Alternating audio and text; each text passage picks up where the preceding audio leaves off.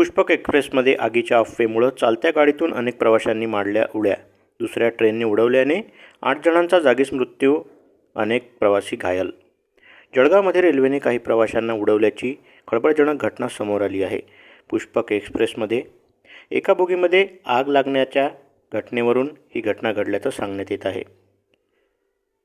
पुष्पक एक्सप्रेसमध्ये प्रवास करणाऱ्या काही प्रवाशांना आग लागल्याची अफवा कानावर येताच भीतीने चालत्या ट्रेनमधून काही प्रवाशांनी उड्या मारल्या. मात्र यावेळी समोरून येणाऱ्या कर्नाटक एक्सप्रेसने या प्रवाशांना उडवलं. यामध्ये काही प्रवाशांची मृत्यू झाल्याची माहिती आहे. जवळपास 8 प्रवासी जागीच मृत्यू पावले तर अनेक प्रवासी घायाळ झाले आहेत. दरम्यान रेल्वे अधिकारी व कर्मचारी त्वरित घटनास्थळी पोहोचले. प्राप्त माहितीनुसार जळगाव जिल्ह्यातील पाचोरा तालुक्याजवळ जळगाव मुंबई रेल्वे मार्गावर माहिजी आणि पारधाडे स्थानकादरम्यान ही भीषण घटना घडली. पारधाडे गावाजवळ ही घटना घडल्याने रूळ ओलांडताना प्रवाशांना दुसऱ्या बाजूने येणाऱ्या रेल्वेने उडवल्याचे गावातील लोकांचे म्हणणे आहे.